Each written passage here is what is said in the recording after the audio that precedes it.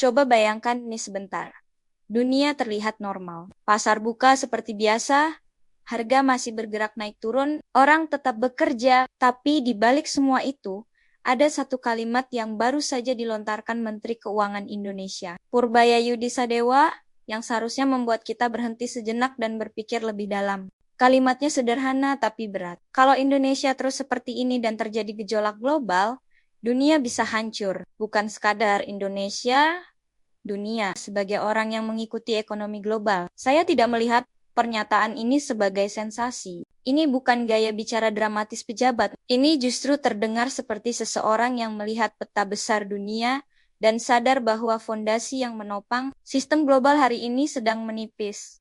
Mari kita tarik mundur sedikit. Data terbaru dari Dana Moneter Internasional menunjukkan pertumbuhan ekonomi global berada di kisaran 3%. Bank Dunia bahkan memproyeksikan angka yang lebih rendah untuk beberapa tahun ke depan. Angka ini terlihat wajar bagi sebagian orang, tapi bagi mereka yang memahami sejarah ekonomi, ini adalah tanda bahaya. Dunia modern tidak dibangun untuk tumbuh di bawah 3% dalam waktu lama. Sistem utang, perdagangan, investasi, dan lapangan kerja semuanya membutuhkan pertumbuhan yang jauh lebih tinggi agar tetap stabil. Ketika pertumbuhan global melambat, yang terjadi bukan sekadar angka di laporan ekonomi. Yang terjadi adalah penurunan permintaan, pengetatan kredit, penundaan investasi, dan meningkatnya pengangguran terselubung. Dan yang paling berbahaya, kepercayaan mulai terkikis. Sekarang kita masuk ke inti pesan Purbaya. Indonesia selama ini tumbuh di kisaran 5%. Banyak yang menganggap ini cukup baik, bahkan sering dibanggakan sebagai bukti ketahanan ekonomi nasional.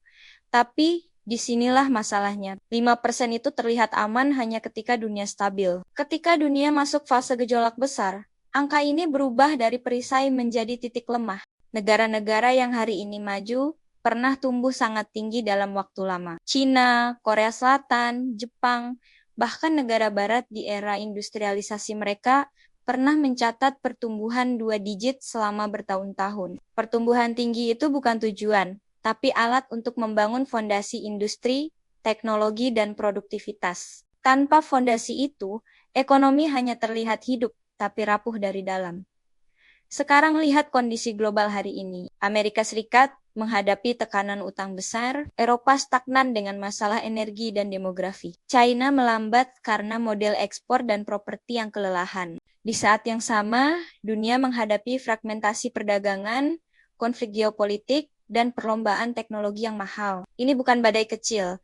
Ini perubahan iklim ekonomi global. Di tengah kondisi seperti ini, Purbaya tidak sedang bicara tentang target angka semata. Ia sedang bicara tentang daya tahan struktural. Ketika ekonomi global hanya tumbuh 3%, negara yang tumbuh 5% tapi rapuh akan jatuh lebih keras dibanding negara yang tumbuh tinggi dengan fondasi kuat. Banyak orang salah paham. Mereka mengira gejolak global itu selalu datang sebagai krisis besar yang terlihat jelas, padahal seringkali ia datang perlahan. Awalnya penurunan ekspor, lalu investasi asing menahan diri. Setelah itu nilai tukar tertekan, baru kemudian efeknya terasa ke rakyat melalui harga, lapangan kerja, dan daya beli. Purbaya tahu ini. Dan itulah mengapa pernyataannya terdengar keras. Ia tidak sedang menakut-nakuti.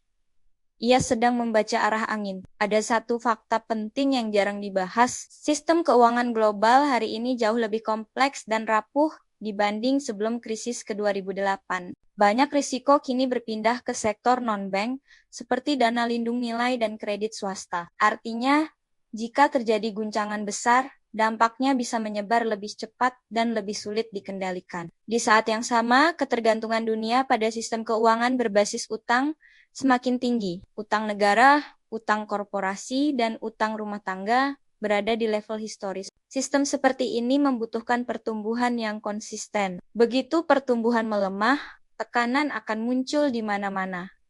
Sekarang kita kembali ke Indonesia. Ekonomi kita masih sangat bergantung pada konsumsi domestik dan komoditas. Ini memberi stabilitas jangka pendek, tapi tidak cukup untuk menghadapi guncangan global besar. Ketika harga komoditas turun dan konsumsi melemah, ruang manuver menjadi sempit. Inilah mengapa Purbaya menekankan bahwa jika kita terus begini saja, dampaknya bisa fatal ketika gejolak datang. Kata hancur mungkin terdengar berlebihan, tapi dalam bahasa ekonomi, itu berarti kerusakan struktural yang butuh waktu sangat lama untuk dipulihkan.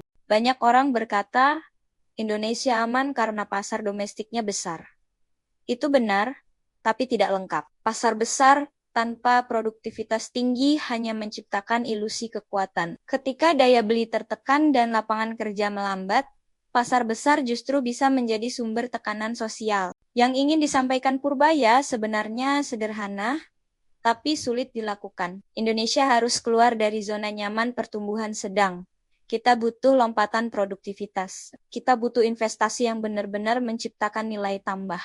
Kita butuh ekonomi yang tidak hanya bertahan, tapi siap menghadapi dunia yang semakin tidak ramah. Kalau tidak, kita akan masuk ke fase berbahaya. Dunia melambat, risiko meningkat, dan ekonomi yang setengah siap akan menanggung beban paling berat. Jadi ketika Anda mendengar pernyataan ini, jangan melihatnya sebagai wacana elit. Ini adalah peringatan dini.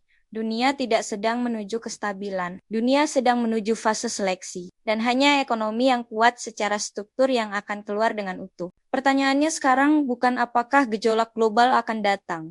Pertanyaannya adalah, apakah kita siap ketika itu terjadi? Dan dari nada bicara Purbaya, jawabannya jelas. Kita belum sepenuhnya siap. Dan waktu untuk berbenah tidak lagi panjang.